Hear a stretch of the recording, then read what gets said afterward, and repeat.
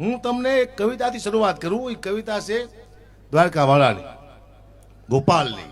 કૃષ્ણ પરમાત્મા અર્જુનને જીવન વિશે સમજાવે છે. આ બધાને લાગુ પડતી કવિતા છે. આવો જે બેઠા બધાને સમજાય તો લાગુ પડતી કવિતા છે. આ શબ્દ સમજાવવા જેવા છે ને, સમજી જઈશું તમે. એમાં સાહિત્ય થાય. બહુ સારો કલાકાર હોય તો 2 કલાક સાહિત્ય કરે, પણ હું એમાં હાસ્ય કરીશ, કારણ કે મારી પાસે સાહિત્ય મજા નથી આવતી. હાસ્ય એમ પણ કવિતાના શબ્દ હારા છે. એક કડી ગાતો છું, હારે હું હાસ્યની વાતો કરતો છું. બહુ સારા શબ્દ છે.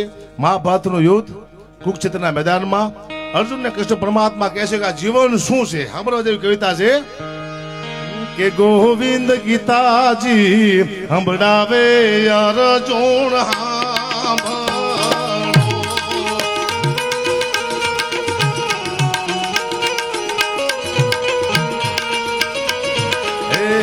ગોવિંદ ગીતાજી સંભળાવે અર્જુન સાંભળો. જીવન યુદ્ધ તણું છે મેદાન, સમજાવું વીરા તને શાનમાં. ગોવિંદ ગીતાજી સંભળાવે અર્જુન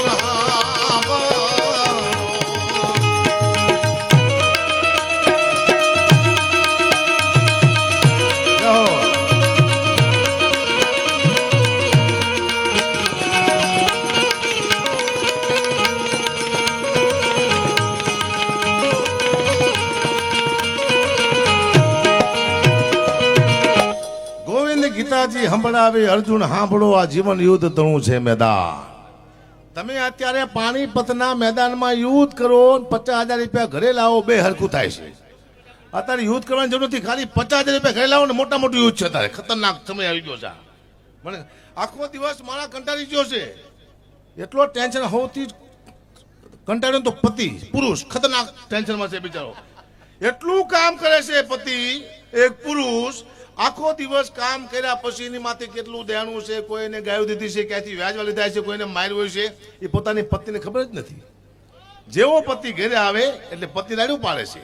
છોકરાની ફી ભરવાની છે, મારા ભાઈને ત્યાં જવાનું છે, હાડી લાવવાની છે, શોપિંગ કરવા જવાનું છે.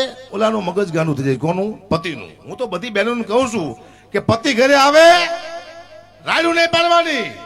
નોકરીથી આવે શું કહેવાનું કે પધારો, બેસો, પછી પાણી આપવાનું, પછી પૂછવાનું તમને કોઈ માર્યા જ નથી ને? કે ના, તો ખાંડ લાવવાની છે. મારા કલેજા બહુ પતિ ખુશ થાય છે. હા.